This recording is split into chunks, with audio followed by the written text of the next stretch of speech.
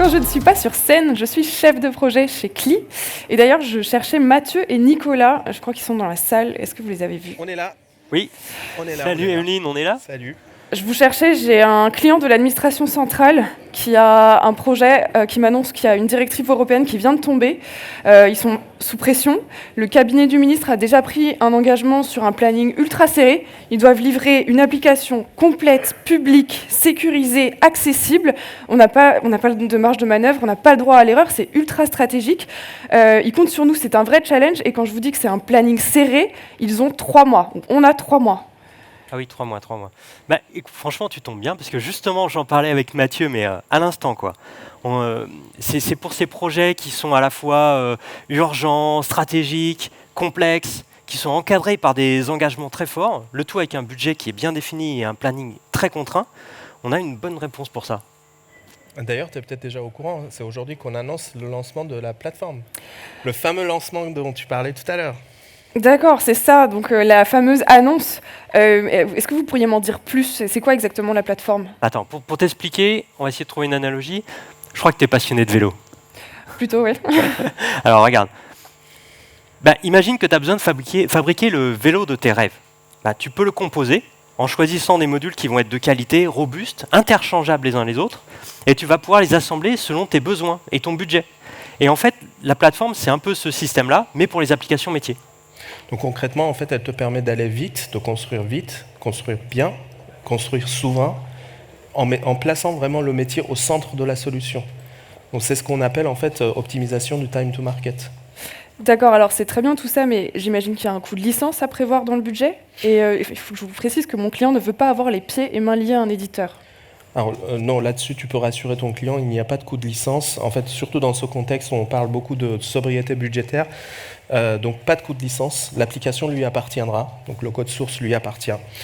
Et la solution, comme je l'ai dit tout à l'heure, hein, elle est 100% souveraine. Oui, en fait, la plateforme elle va être open source. Donc, elle va reposer sur des technologies répandues, standards du marché.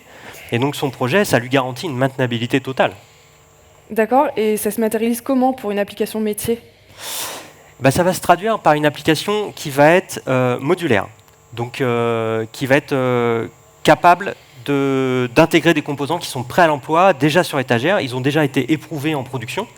Et c'est ce qui va permettre d'accélérer la mise en œuvre et de dérisquer ton projet, de le sécuriser complètement. Et quel type de composants, par exemple? Bah, je peux t'en citer quelques-uns. Déjà, il y aura, si tu as des besoins d'authentification, par exemple, on a déjà un composant pour ça. Donc il suffira de l'ajouter dans ton projet. Et il n'y a pas besoin de le développer, il n'y a pas de développement spécifique. Ça sera juste du paramétrage. On peut aussi parler des moteurs de recherche, par exemple. Toutes les applications de gestion, généralement, ont besoin d'un moteur de recherche pour gérer les données, pour traiter les données. Donc là, on a un moteur de recherche qui est prêt sur étagère, on l'intègre à la solution, on le paramètre avec les données, et elle sera prête à être utilisée tout de suite. Donc c'est des dizaines de jours hommes gagnés, donc c'est vraiment notre départ lancé, par exemple. D'accord, mais 3 mois, hein. C'est comme si je partais pour une course à vélo demain, alors que j'ai pas de vélo. Et oui, mais si je reprends l'image du vélo qu'on avait tout à l'heure, là, en fait, tu vas commencer par exprimer ton besoin. Et ensuite, tu as une équipe d'experts qui va prendre des composants qu'ils ont déjà sur étagère, tout fait, et qui va assembler le projet tel que tu en as besoin. Dans ces conditions, il n'y a pas de problème pour partir demain. Moi, je pense que c'est gérable.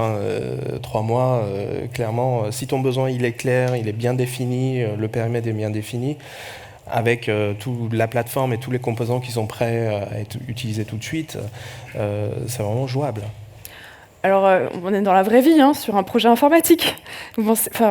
Effectivement, le besoin est clair et ciblé, mais par exemple, on a une vingtaine de formulaires à gérer.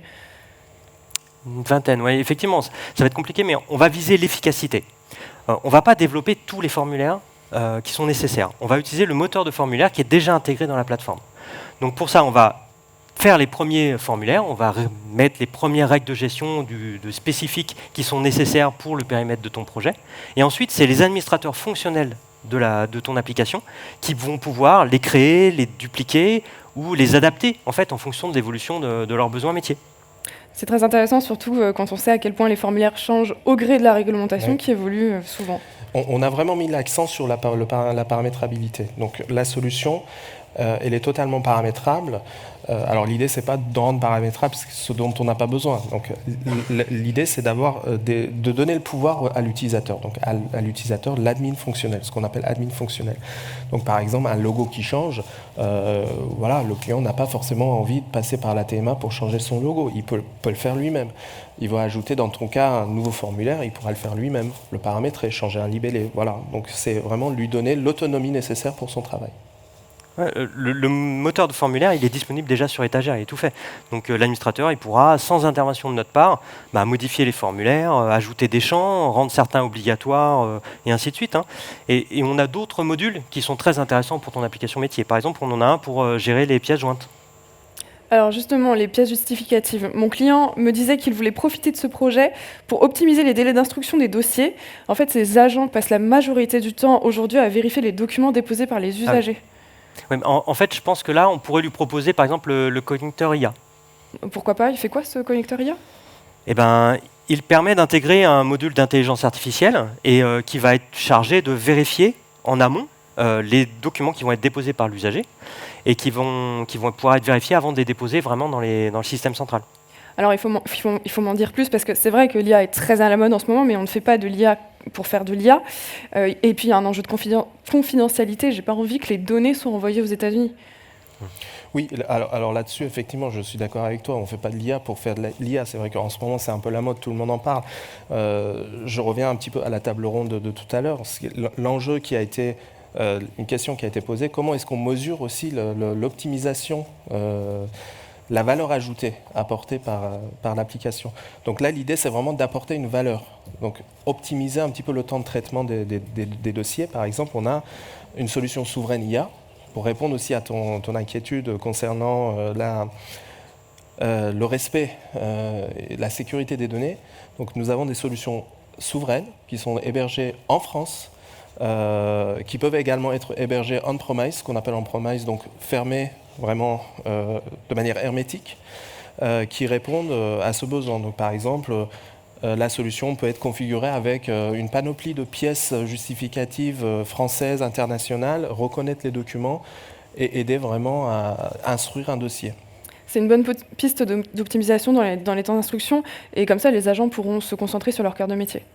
Et en plus, ça ne s'arrête pas là, hein, parce qu'une fois que les données ont été extraites par ce moteur d'IA, les données elles peuvent servir à pré-remplir des formulaires pour les usagers, faire des contrôles de cohérence. Et en fait, une fois que le dossier a été déposé comme ça par l'usager, grâce à cette vérification, on peut déjà déterminer si le dossier il est complet ou s'il a été pré-vérifié en quelque sorte. Donc ça, c'est une véritable aide à la décision ensuite pour tes agents. Tu évoquais tout à l'heure peut-être la gestion de données sensibles. La plateforme, elle est déjà nativement compatible avec la directive Cloud au centre. Donc elle a déjà été éprouvée sur le Cloud Pi entre autres ou dans des environnements certifiés comme le Secnum Cloud. Alors, ils ont aussi plein de contraintes: accessibilité RGA, sécurité RGS, RGPD, interopérabilité, référentiel public, enfin voilà, vous connaissez. J'imagine qu'il va falloir intégrer tout ça en plus et prévoir les charges dans le planning. Alors non. L'intérêt avec la plateforme, c'est que c'est une solution éprouvée. Donc le fait qu'elle soit éprouvée, c'est-à-dire qu'elle a déjà passé une batterie de tests, d'audits de sécurité. Donc toutes ces contraintes, ce qu'on appelle contraintes, finalement c'est des règles de bonne conduite, enfin c'est des règles normales, ne sont pas des options, c'est du standard. Donc elles sont déjà intégrées dans la solution. Par exemple, je peux aussi te parler du DSFR. DSFR, pour ceux qui ne connaissent pas, c'est la partie visuelle des sites de l'État, c'est déjà intégré. Donc il y a une bibliothèque qui est présente qui nous permet d'aller très vite, mettre en place des pages en 1 heure, 2 heures. Voilà, c'est vraiment assez facile à mettre en place. Ça me fait penser, toi, à l'analogie du vélo qu'on avait tout à l'heure. C'est comme si tu avais déjà tous des éléments qui sont nécessaires avant même de choisir les options. Le cadre, il est déjà robuste, les freins sont déjà correctement dimensionnés, l'éclairage, la signalisation, tout ce qui est réglementaire est déjà en place avant même que tu injectes tes propres éléments spécifiques.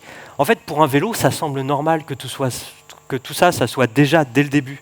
Mais en fait, la plateforme, ça permet de remplir comme ça de nombreuses exigences métiers, standards, sans avoir de développement spécifique particulier. C'est ce qu'on apporte pour les applications métiers. Et pour interagir avec leur système, par exemple CRM, référentiel France Connect, ProConnect? Il n'y a aucune limite, en fait, parce que la plateforme elle a été conçue pour être complètement interopérable. D'ailleurs, elle inclut une plateforme d'échange pour centraliser tous les flux et une tour de contrôle qui permet de faire le suivi des flux externes. Donc l'application ensuite peut exposer des API, consommer des services tiers, s'intégrer naturellement dans l'écosystème existant de ton client. Il n'y a aucun problème pour se connecter à des référentiels ou des services de l'État. Hein. Les référentiels des adresses, les référentiels des entreprises, des professionnels de santé, etc. Qu'est-ce que t'en dis? Ça me semble trop beau pour être vrai.